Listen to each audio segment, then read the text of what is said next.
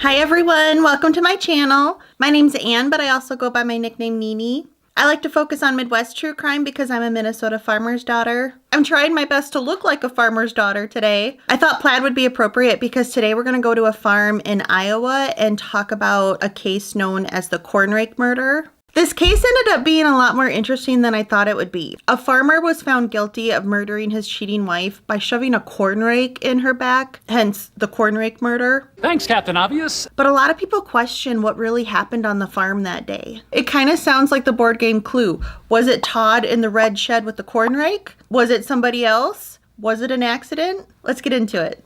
Amy Lynn Fuller was born on January 23rd, 1979 in Iowa. She graduated from Eldora High School and then studied nursing and became an RN. Amy loved to be outdoors and enjoyed hunting, fishing, camping, and gardening. She also was creative and enjoyed making t-shirts. She was a big Iowa Hawkeyes fan. At the Delaware County Fair in 2003, when she was 24, she met 27-year-old Todd Mullis. They began dating and got married on September 11th, 2004. Todd had bought a farm in 1999 near Earlville, Iowa. After their wedding, Amy moved on to the farm. It was within 2 to 3 miles of Todd's father's and brother's farms, and they'd help each other out. The way to describe this farm's location is literally in the middle of nowhere in Iowa. This was a very rural area. Earlville only has a population of around 700. While Todd ran the farm, Amy worked as an emergency room RN at the hospital in nearby Manchester. They eventually had 3 children, 2 boys and 1 girl. Amy and Todd's marriage struggled. They were complete opposites. Amy loved to go out and be social, while Todd liked to stay home on the farm. He was very devoted to the farm, and he spent most of his time working on it. This caused Amy to be unhappy, and in 2013, she started an affair with someone from the hospital.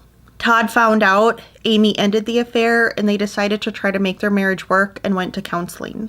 Amy quit her job as a nurse to be a stay-at-home mom and help on the farm. According to Todd, Amy did this to try to make their relationship stronger, but according to Amy, Todd forced her to do this so he could keep an eye on her. To make up for Amy no longer bringing income in as a nurse, they decided to get into hogs.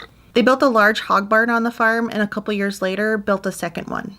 These buildings were huge. Each was about the length of a football field. Todd and Amy's oldest son, Tristan, loved to help on the farm. He had found out about his mom's affair, and after that, he grew very close to his dad. They spent a lot of time working together on the farm. They even discussed Tristan possibly being homeschooled so that he'd have more time to work on the farm. Tristan planned to take over the farm from his dad someday.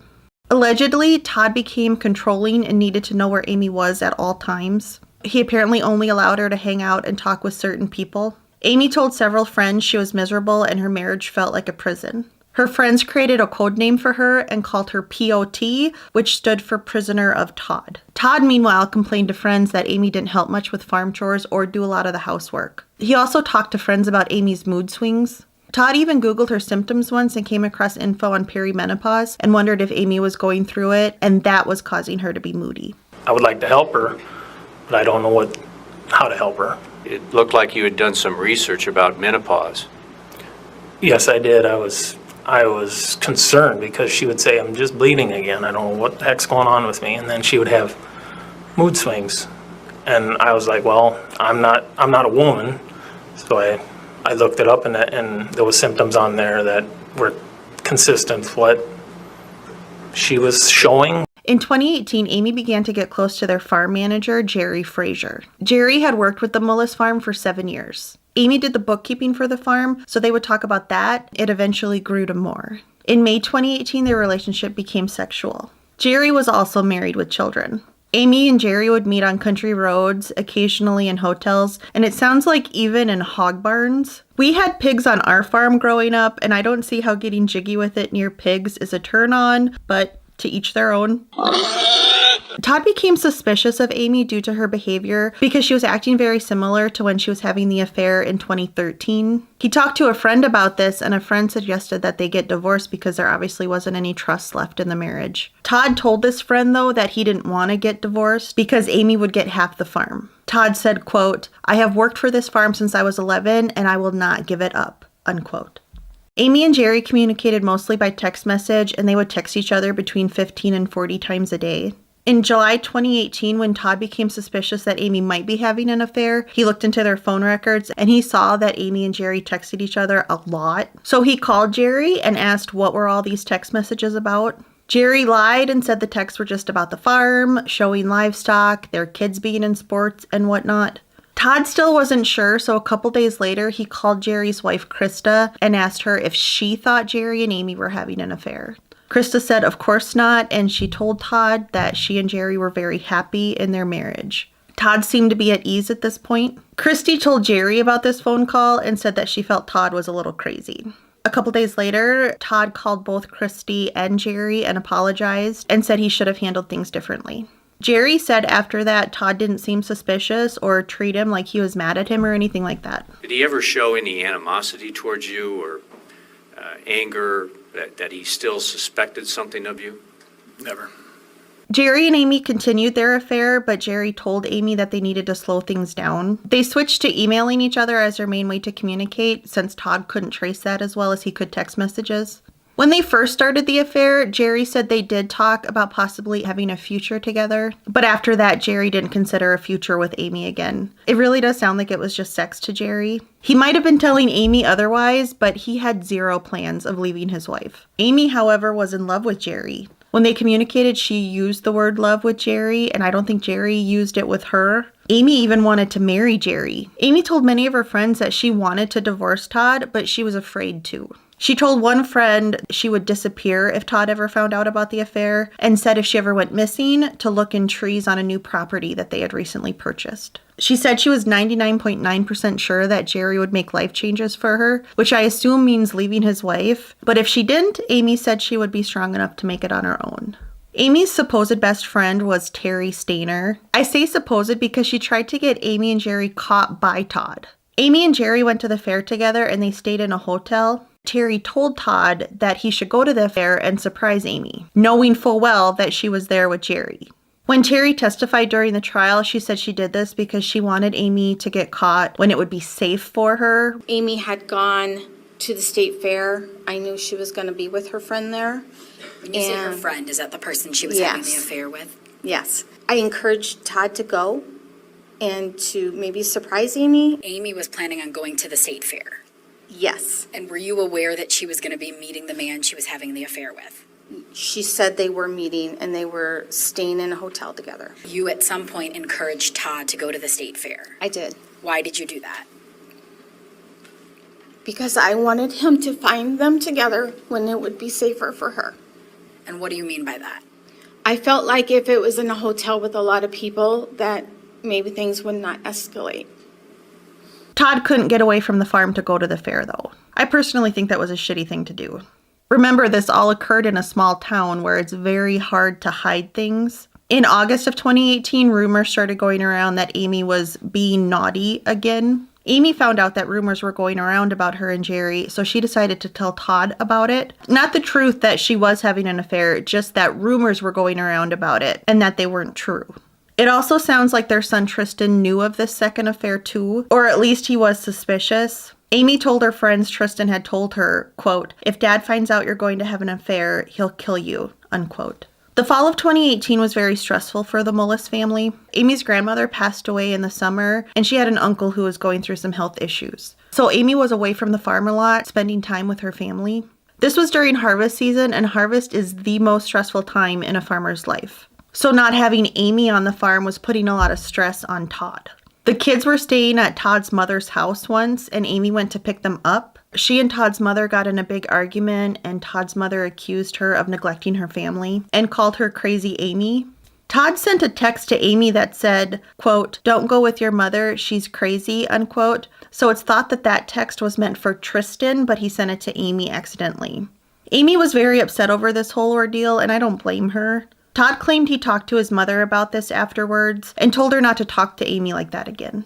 Around this time, Amy told her brother to store some of her grandmother's furniture that she inherited so that she could use it after she left Todd. Amy was struggling with heavy periods, and on November 6th, she underwent a uterine ablation to try to help with that. She spent the next couple days resting, but on Saturday, November 10th, 2018, she decided to get up and try to help around the farm. A friend texted Amy that morning and asked how she was doing. Amy replied, quote, Okay, things still very tense around here, just not sure of anything anymore, unquote.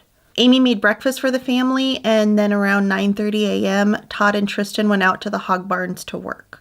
They originally had planned to do something else that day. I think it was field work, but the ground was too cold, so they decided to work in the hog barns to start prepping for a delivery of piglets. Amy and Jerry emailed back and forth a few times that morning. She then went out to help Todd and Tristan in the hog barns while the two youngest kids stayed in the house. Todd was preparing water equipment for the pens, Tristan was setting up portable heaters, and Amy was cleaning flies and dirt out of the light fixtures. She sent her last email to Jerry at 10:12 a.m. At 10:12 a.m., did Amy then write you another message? Says, you know what I'm doing today? Cleaning f***ing light fixtures in the barn. WTF. And did you respond at 10:14 a.m.? I said nice. And was that the last time you communicated with Amy? Yes. To reach the light fixtures, Amy stood on a 5-gallon bucket. She was feeling very dizzy since she was still recovering from that procedure. She had one dizzy spell that was so bad she almost fell over. Todd and Tristan told her maybe she should go in the house, but Amy said she wanted to stay out there and continue working. When she almost fell off the bucket again, Todd told her she could get hurt, so she should go in the house and lay down. Both Todd and Tristan told her that if she wanted to help, she could stop by the red shed on her way to the house and grab the pet carrier and put it in front of the shop. There was a litter of kittens on the farm and the mother had tragically been run over. Todd wanted to round up the kittens in the pet carrier before the delivery of piglets so more cats wouldn't get run over. So Tristan sends Amy to get the pet carrier. He didn't send her, he asked. Hey, I'm sorry, it was his It was idea. a conversation It was between his all idea. of us. I'm sorry? It was a conversation between all of us. Oh, between all of you. So who asked Amy to go get the pet carrier? Who asked Amy? It was both of us, really. Okay. Yesterday when you testified, you said Tristan asked Amy to go get the pet carrier. You recall that, right? He asked her first, and then I asked her. Amy was on a weight restriction due to that recent procedure, so Todd told her if the pet carrier was too heavy, that was okay, just leave it, and they would get it later. Amy then left the hog barn. Todd and Tristan continued working in the hog barn. Tristan originally told police that he was with his dad the entire time, but later changed that and said he stepped out at least twice to get water from the front office. He said in a deposition that he was maybe gone about 1 minute and 40 seconds, but during the trial, he said he actually didn't know how long he was away from his dad. He thinks he left for that first drink of water about 15 minutes after his mom had left the hog barn. About 90 minutes after Amy had left the hog barn, Todd went to the front office and looked out a window, and he didn't see the pet carrier sitting in front of the shop. He assumed it must have been too heavy for Amy, so he asked Tristan if he could go to the red shed and grab it. Tristan walked to the red shed, which was about 30 yards from the hog barn. When he got there, he made a horrifying discovery. His mother was face down on her hands and knees right inside the door of the red shed. A corn rake was sticking out of her back. Tristan said his anxiety went from 0 to 100 at this point, and he screamed for his dad. Todd came running over and saw Amy lying there with the rake in her back. He hollered at Tristan to bring the pickup around. Due to the area in the front of the shed being so narrow, Todd pulled the corn rake out of Amy because he didn't think he could get her through the door with it still in her. Tristan pulled up with the pickup and got in the passenger seat. Todd put Amy on Tristan's lap and then got in the driver's seat. He then started speeding down the country roads. Todd pulled out his phone and called 911. A lot of people make a big deal out of the fact that Todd pulled the corn rake out of Amy and didn't immediately call 911. They say everyone's supposed to know that if something is stuck in somebody, you're not supposed to pull it out because it'll make the bleeding worse. But people don't know that. Even if the area in the red shed hadn't been a narrow space, I think anybody's first instinct is going to be to pull the rake out of somebody. And Todd not immediately calling 911 didn't seem odd to me. They lived on a farm in the middle of nowhere. Your gut instinct is going to be to put someone in the car and get to a hospital as quick as you can. Because you are in such a rural area, waiting for an ambulance could be a long time. When Todd called 911, the operator asked him to pull over to the side of the road and wait for an ambulance, and Todd did so. I'm going to play a truncated version of the 911 call, but I will have the full 911 call linked below. Do you see anything? Feel anything? Can I go a little closer? I've got an officer almost to where you're at. Okay. Okay. I'll turn off so they can get at her. Go ahead and... They can pull right in here. God. Oh, I'm just east of Oneida. Okay, all right. Amy. Amy. Okay, so what happened that she's not conscious or breathing? What? She fell on a fork. I put a goddamn fork on her. It was an old fork sitting in somewhere, and then she was halfway out of the barn. Like, she saw him get out, and then Tristan yelled, and I ran over there, and she was laying there. And pulled it out of her. I couldn't get her out of the barn. The doors are real narrow, and she's not responding. Was this like a pitchfork? One of them old corn forks. Right. That's like a curved silent one. fork? Yeah, well, it's kind of got a curve on it. I don't know how that frickin' happened. I'm sorry about my cursing. Okay. So is she bleeding? I can't tell.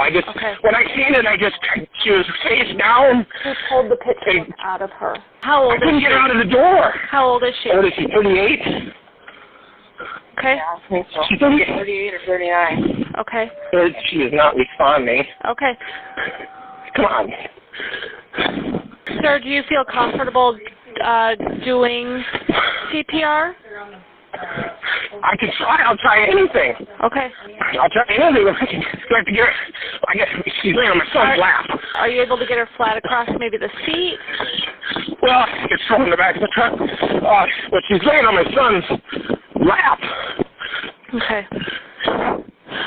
Oh my God. When I pushed on her, she got like foam in her mouth. She's foaming from the mouth. I don't know how to get her lay flat. Oh, she's got a little blood now around her back. Is he able to get on, maybe he can get on the floor of the truck and you can lay her across the seat so we can get her flat? Go, Tristan, get out, and we'll get her on the seat. Okay. Oh shit. Get out. We'll lean the seat back a little bit. We're just... Lean the seat back. Okay, she's very flat. I'm trying to hold on to the phone. Right. Can you put it on? Can you put the phone on? What do I do? Okay. Listen. Lay her flat as I can. As flat as you can. Put the heel of your hand on her breastbone in the center of her chest, right between the nipples. Okay. And place your other hand on top of that hand. Okay. Okay. Pump the chest hard and fast, at least twice per second, 2 inches deep. Let the chest come up all the way up between pumps, and we're going to do this until they get there and can assist. Okay. Okay. Okay. Well, twice per second. I just 1, 2. 1, 2.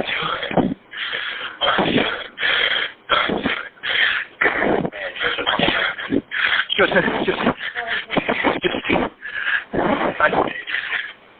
Now. My son is right here. It's private. Now. The deputies are almost there. Keep doing the compressions until they can help and take over, okay? Keep going. You're doing fine. Okay. Keep going. Come on, respond. She's cold. Come on. Good. Come on. Oh, shit.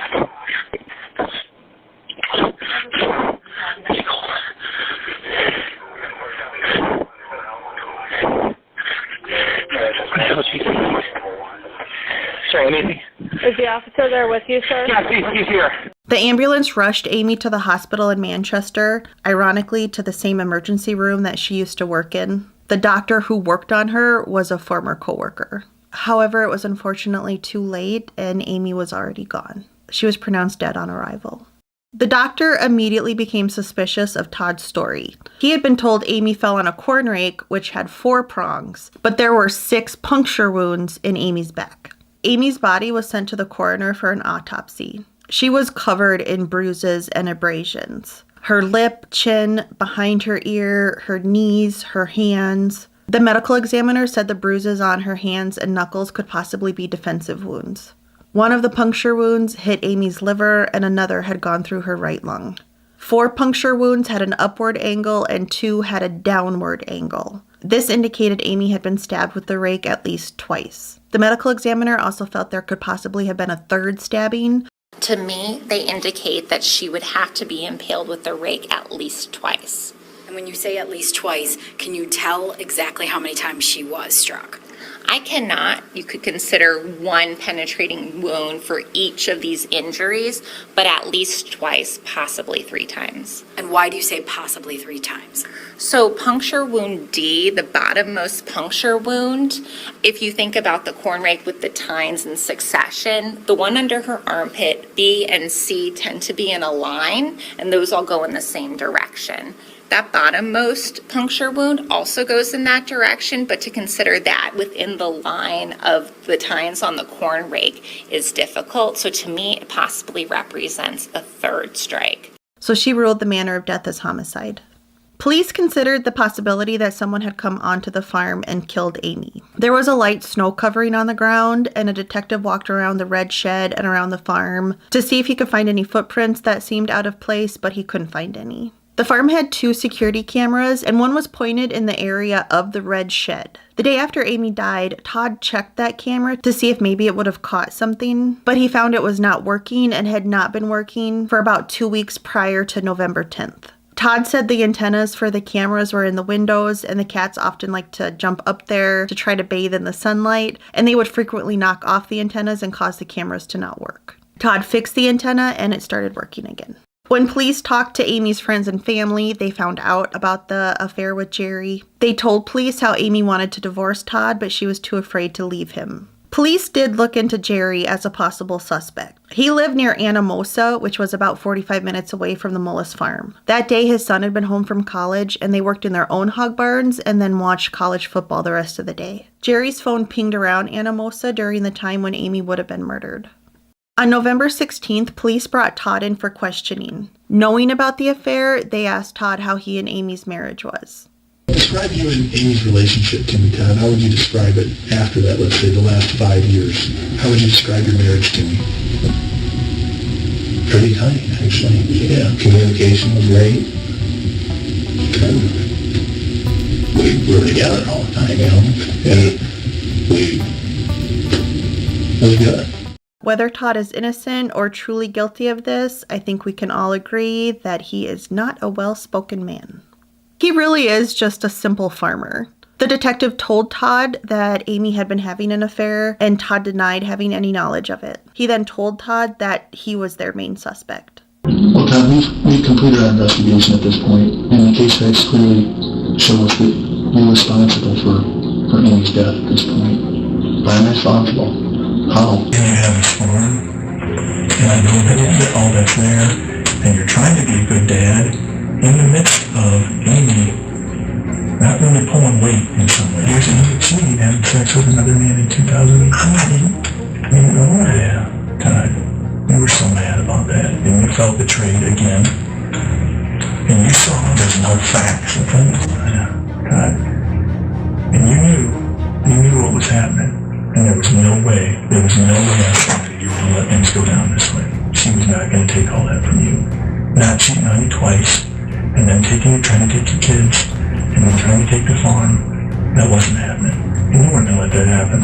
You want to get me to confess to something, didn't you? Yeah. That's all that I'm up to. Todd, we both know what happened that day. What do you think happened? I mean, I just... Todd, you killed him. He killed Amy. He killed Amy.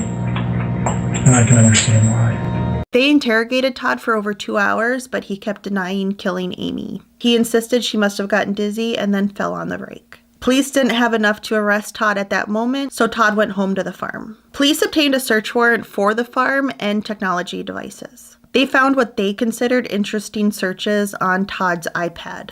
Todd still had a flip phone, which I thought was kind of interesting and kind of shows you how simple he was since this was 2018 when most people have smartphones. But he had this iPad that he would use for the internet. It sounded more like a family iPad instead of just Todd's iPad because Amy used it, the kids used it. They used it when they worked in the fields for the GPS. When Todd's brother testified at the trial, he said everybody knew the password to it. A lot of people focus on these searches as proof that Todd killed Amy, but I didn't get that impression. It's not like he Googled how to kill someone with a corn rake. Some of the searches do look bad. Like there are searches about killing and how to treat an open chest wound, but you have to follow the timing of them and also look at the searches that were made around the same time. I want to go over the searches that the police found interesting. In December of 2017, there was a search for, was killing more accepted centuries ago?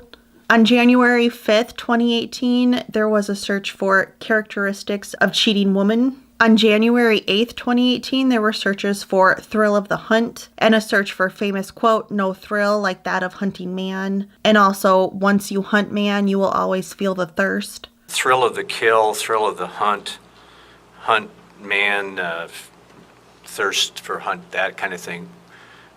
You indicated you recognize those. Yes. And what did they relate to? There was a quote stated in a movie, and it was actually ended up being an Ernest Hemingway quote. We were trying to remember what it was.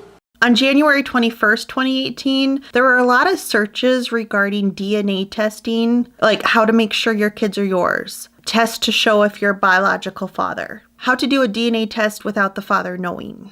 To me, that's either got to be Amy or the kids making those searches because Todd was the father. So why would you search for how to do a DNA test without the father knowing when you are the father? I do question if this might have been the youngest boy doing the searches. I have seen uncensored photos of the kids, but I don't want to share them on here, so they will be blurred. But Tristan and the daughter look a lot alike. The youngest kid does not look as much like them. So could he possibly have been doing that thinking, oh, well, I don't look like my brother and sister. Maybe my dad's not really my dad. On May 10th, there were a lot of searches about cheating, like once a cheater, always a cheater. What happened to cheating spouses in historic Aztec tribe? An article was read about punishment being 18 months for killing a cheating wife. May was when Jerry and Amy's affair started. So was Todd already suspicious at this point and making these searches? Or was Amy making them because she was feeling guilty about cheating on him again? On this same day, there was a search for human overpopulation solutions. What the heck does that mean? On July 2nd and 3rd, there were searches for Ohana tattoos. That was probably Amy. Todd doesn't have any tattoos. He said he never wanted to get a tattoo. On July 13th, there were searches related to how buoyant people are in water. People look at this as like, oh, see, he wanted to kill her and see if her body would float or sink. Todd testified that these searches were made by him and the kids because they had went swimming in a pond, and the kids were wondering why one couldn't float as well as the other, so they decided to look it up. On July 15th, there were searches for Zales and Kay's jewelry. This was probably Amy searching for engagement rings because she was thinking about marrying Jerry. On July 21st, there were searches about checking content of text messages on phone, how to get text message records. Can my husband read my deleted texts online? The wording of that to me sounds like Amy was doing that. However, July is when Todd was suspicious of Amy having an affair, so maybe he was seeing if he could try to read what her text messages were. On July 22nd, there were searches for wedding dresses, which were more than likely Amy dreaming about this wedding that was never going to happen with Jerry. And what is the search for? Wedding dresses. Did you do a search for wedding dresses that day? No, I did not. Have you ever searched for wedding dresses? I have never searched for wedding dresses. On July 26th, there were a bunch of searches for Jerry Frazier and his wife, Christy. Todd did admit to making these searches because this was around the time that he called Jerry and Christy to talk to them about the affair, and he said he didn't know Christy's contact information. On August 9th, there were a whole bunch of searches, and these are the ones that people really get their knickers in a twist about because there were searches relating to guns, how long can you survive without water, heat stroke symptoms, what's the best way to survive in extreme cold with no fire, how to treat heat stroke, what to do with a large open chest wound, what's the best way to stop severe bleeding, skin cold, clammy, pale, pulse rapid, shallow breathing. Todd testified and said his daughter was taking a hunting safety education class and was taking a quiz online, and these were all related to that. And I do believe that. On November 6th, there were searches for organs in the body and anatomy. People think this was Todd trying to find out where Amy's organs were so that when he stabbed her with a corn rake, he would know how to hit vital organs. This was the day of Amy's procedure, and when Todd testified, he said that his daughter was asking a lot of questions about the procedure, so he just pulled up the iPad to kind of show her organs and anatomy to better explain what procedure Amy had. That makes sense to me. So like I said, I don't think any of the searches are that alarming. There are true crime cases where people Google things like how to get gunpowder residue off your hand, how to hide a body. So I can see how the searches might look bad, but I don't think they mean anything. But that's just my opinion. On February 28th, 2019, police drove out to the Mullis farm and arrested Todd for the first-degree murder of his wife. He pled not guilty, and the trial started in September of 2019. Prosecutors had friends and family testify about how Amy felt like a slave and a hostage in their marriage, and that she wanted to leave him. They said Todd was a jealous man who would do anything to not lose his farm. Todd's defense portrayed him as this loyal and faithful husband and father who was a hardworking, honest farmer, and they portrayed Amy as a lazy, lying, cheating spouse. Todd was still saying that he thought Amy had an accident and fell on the rake. When his defense lawyer stood up to give his opening statement, he said yes, it was murder, just Todd was not the murderer. This caught Todd off guard, and when the defense lawyer sat back down beside him, Todd scribbled on a piece of paper and slid it over to him, and it said, "WTF was that?" Tristan testified via closed-circuit TV. He talked about the events of that morning. At some point, did you lose sight of your dad? Yes. Do you know exactly how long your dad wasn't in your sight? No. He described finding his mother lying in the shed with the corn rake sticking out of her back. What did you see when you walked in? My mom. And where was your mom at? She was just inside the door. And what position was she in? She was kind of on her hands and knees, face down. What did you do? I yelled for my dad. Did you see anything that was protruding or sticking out of your mom's body? Yes. What did you see? Corn rake. And where was that at in relation to your mom's body? In her center back, probably, somewhere around there. At that point, was your mom responsive? No. Did you do anything to see if she was? Yes. What did you do? I checked for a pulse on her neck and her arm, and I put my finger, or my index and my middle finger under her nose to see if she was, if there was breath. He was only 14 years old when he testified. That took a lot of courage. Todd took the stand and he testified over 2 days. What did you see when you stepped in through that door? Well, when I stepped in, I initially looked at Tristan, and I looked over, and I seen Amy hunched up, face down, laying next to the door, leaning against the door. Did she have this corn fork stuck in her? Yeah. What did you do? I more or less just dove down by her. I put my head down. I was like, Amy. I was yelling at her, trying to get her attention. I didn't know what to think. I was just looking at her, and I picked her head up a little bit, and it was just nothing. It was no response. What did you decide to do? I just wanted to help her. I just wanted, let's go to the hospital. Is there something wrong? Right now, I just reacted. Did you pick her up? I started to pick her up. I went under her, like her armpits, and I was trying to lift her up, and that fork handle was jabbing in the toe out the caging. And then I realized, hey, this ain't gonna work. So I just set her down more or less a little bit in my arm. I just reached over, I pulled the fork out, I tossed it, and I got underneath of her, and I told Tristan, go get the truck, we gotta go. Did she ever become responsive at all? No. How did you get her placed in the truck then? How was she situated? Well, I got her out of the barn, and it was kind of hard. She was like a noodle, and I got underneath her, and I carried her like this, and Tristan was standing by the truck and get the door open, and he told her, get in there and you gotta help me get her in. And he sat down in the seat and I go, you gotta hold her because I can't get her in there decent. I set her on Tristan and he was holding her up in the seat. And it was hard to get her legs in, and then I closed the door and I ran around the truck and took off. At any point, did you think about just letting her there and calling 911? I did not. I didn't. I'm a doer, I guess. I wanted to help. Let's go. As soon as I got in the truck out of the driveway, I called 911. Todd, did you ambush your wife Amy in that shed that day and brutally beat her and chop her up with that corn fork? No, I did not. Do you know who did? I have no idea.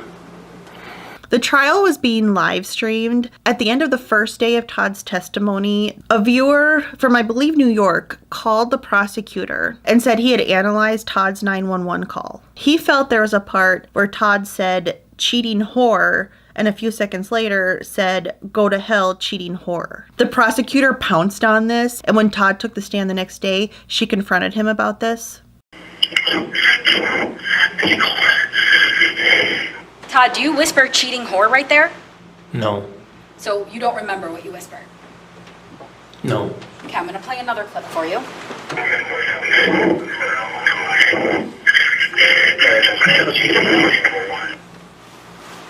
Do you know what you whispered there? No. Did you hear that? So I'm going to play that part one more time. Just try to listen really closely. I just want to know if you remember what you said.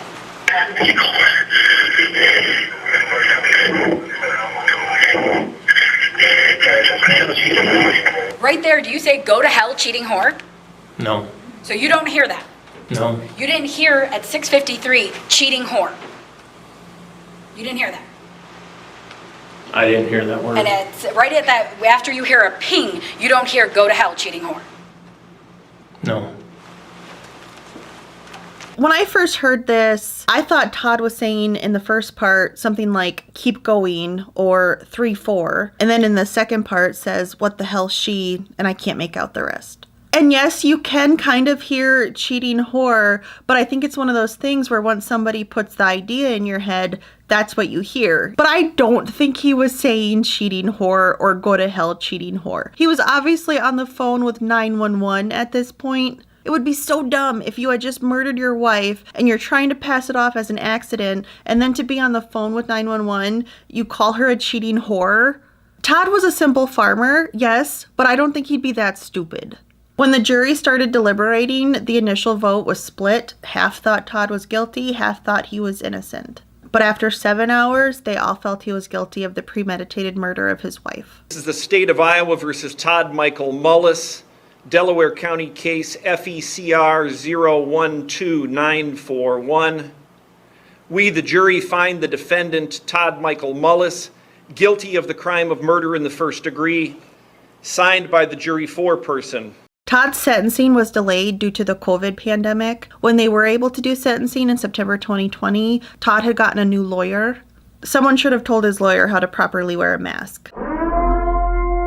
Todd requested a new trial at this time and brought up how he felt it was an accident, but his previous lawyers had went with the theory that it was murder, just Todd hadn't been the one to do it, and that was not the defense strategy that Todd had wanted. The judge denied this request, saying that it needed to be requested at another time other than sentencing. The judge then gave Todd a chance to speak. Before I pronounce judgment, is there anything you would like to say today? I did not do this. This is supposed to be America where you have a fair chance of proving your innocence. But you shouldn't have to prove your innocence. Instead of the other way around. I thought it was guilty until, or innocent until proven guilty. I feel this is the other way around. And I was a faithful and loving husband, and I never did this. The judge then sentenced Todd to life in prison without parole. Todd appealed, saying that there was not enough evidence showing that he killed Amy. His appeal was denied because the court found that Todd had motive and was the only one who could have done it, which is so not true. And I can't believe people who went to law school did not realize that. And I'll get into that in a little bit. Todd did file a formal request for a new trial. And at the time I'm recording this, I don't believe that's been granted or denied. I could be wrong though. It's definitely possible that Todd killed his wife. Absolutely. But to me, there is so much reasonable doubt in this case. I do not know how a jury could not see that. I'm not saying Todd is necessarily innocent, but his guilt is not a for sure thing. This is kind of a polarizing case because there are people that feel Todd 100% absolutely did this, and then there are those that think he is innocent. One of the jurors spoke with 48 Hours. To me, he seemed cold. He was a cold fish. Probably a man of few words, which a lot of farmers are. But when you talk about things that they're passionate about, like their families or their farms or their wives, they usually can muster up some emotion. We talked about all the different scenarios it could have been, and we couldn't come up with a plausible explanation. That is not what jurors are supposed to do. It is not their responsibility to solve a case and figure out who did it. They're supposed to look at the evidence presented to them in court and then decide if that evidence is enough to prove the defendant did it beyond reasonable doubt. If it doesn't prove the defendant did it beyond reasonable doubt, they don't have to then try to determine who actually committed the crime. I mean, what the actual Some feel maybe somebody did actually come onto the farm that day and kill Amy. I don't think so, especially not some random stranger. No one's gonna hang out on a farm and hope for a chance to get somebody alone so that they could kill them. A motive for doing that, I think, would be theft, and nothing was stolen off the farm. Some think Jerry killed Amy. She was planning on marrying him and looking up wedding dresses and engagement rings, and he just wanted some nookie. If he felt she was getting close to leaving Todd, and he had no intention of leaving his wife, maybe he killed her to get rid of the problem. Jerry's son did say that he spent the day with his dad, but sons can lie for their fathers. I don't think Jerry did it though. He obviously wasn't as into Amy as she was into him, but I don't think he saw her as a problem.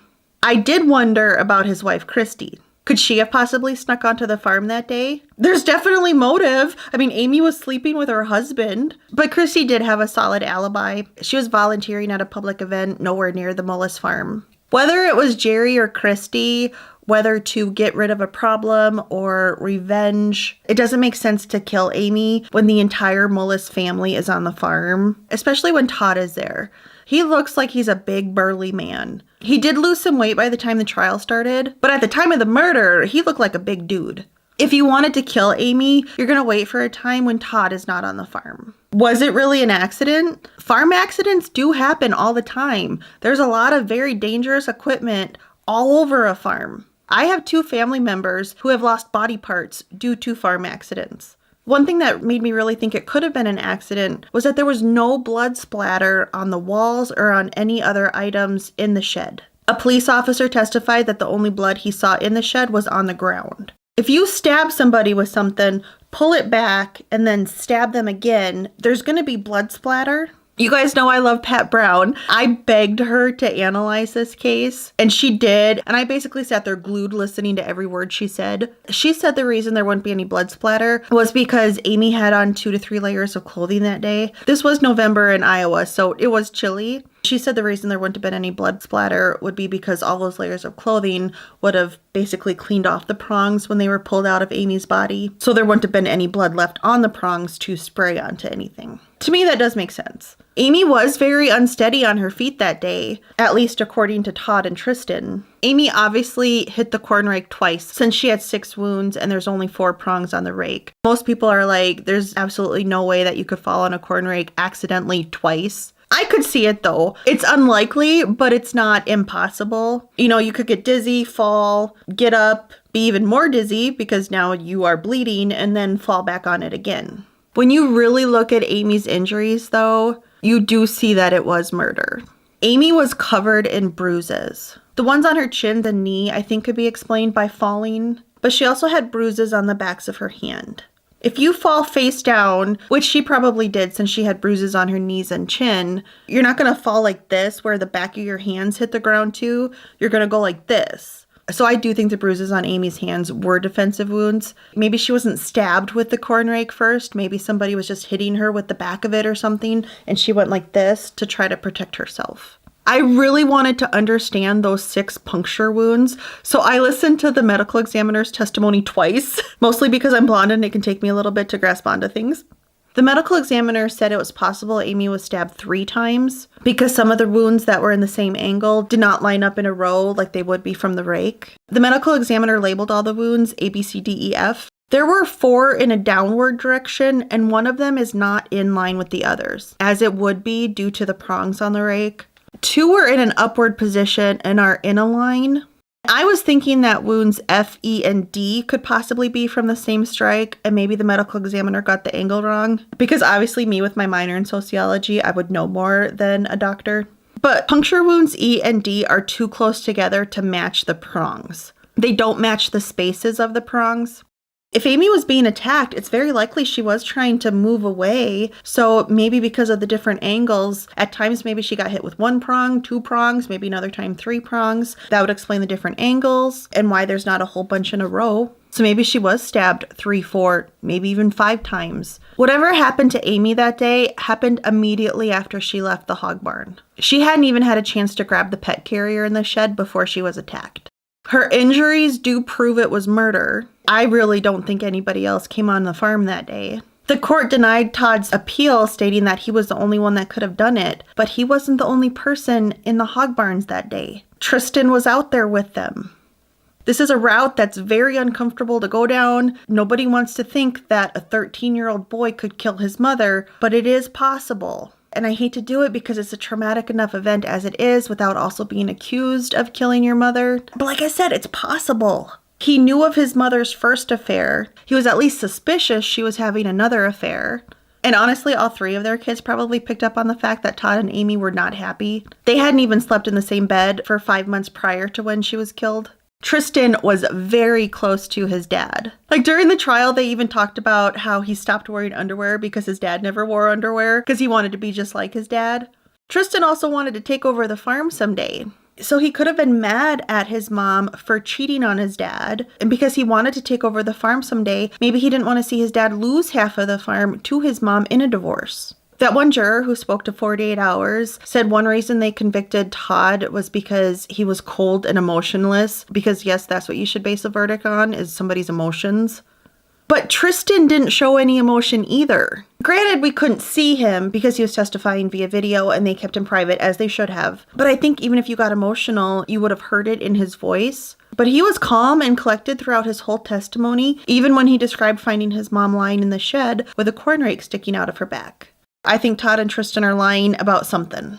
I think one of them left the hog barn that day with Amy, walked with her to the shed, probably argued. It got heated, and when they were in the red shed, they just grabbed whatever was closest to him that could hurt her, which was the corn rake. Some people feel Todd planted the corn rake in the shed in October, and this was all planned out, that he was going to kill her with the corn rake and then stage it to look like an accident. I don't think it was planned. Because one, it wasn't even their original plans that day to work in the hog barns. Like I said, they were going to work in the field or do something else, but the ground was too cold. So Amy wasn't even originally going to be in the hog barn with them that day. And plus, think about it, that's kind of dumb. Oh, well, I'm going to put this corn rake in this building and hope within the next month or so that I'll get her alone and then I can stab her and make it look like an accident.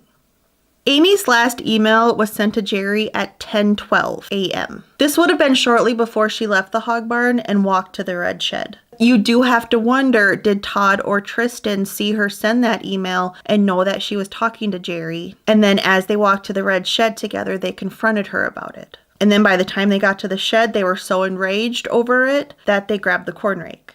Maybe Todd and Tristan then spent the next 90 minutes trying to come up with a story. They are the only 2 people who said that Amy was dizzy that day.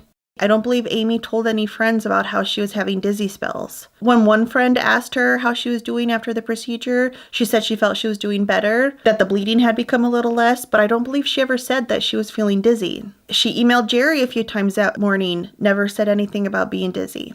So maybe they came up with this plan of, oh, we'll say she was dizzy, blame it on the procedure, and that was why she accidentally fell on the corn rake. I keep saying Todd was a simple farmer, but I'll give him a little credit because maybe he did realize that the security camera pointed towards the red shed would have footage of whichever one of them walked to the shed with her that day. So he erased 2 weeks of footage and tried to blame it on the cats. If Tristan was the one to kill his mother, you would think if Todd was trying to protect him, you would think he would just come out and say that he did it, and kind of take the fall for his son. But I kind of wonder if Tristan did do it, maybe Todd's trying to claim the accident so that both of them will get to be free. I think Todd was hurt that Amy was cheating on him again. I mean, who wouldn't be? But I do doubt the claims that he was abusive and controlling. It's possible that maybe Amy was telling her friends Todd was mean and abusive and controlling as a way to justify her having an affair. Because cheating on your husband is a shitty thing to do, no matter the situation. I'm not trying to victim blame her, because no matter what, she did not deserve what happened to her. But she was very comfortable talking to her friends about the affair with Jerry. So maybe she was like, yeah, I'm cheating on him, but he's also abusive, so that makes my actions not so bad. A question I keep thinking of is, if Amy was really that scared of Todd, why did she cheat on him twice? When her friend Terry Stainer testified, she even said she didn't think Amy actually ever said she was fearful of Todd. Did she indicate to you that she was fearful of Todd? She never came out and said she was fearful of Todd.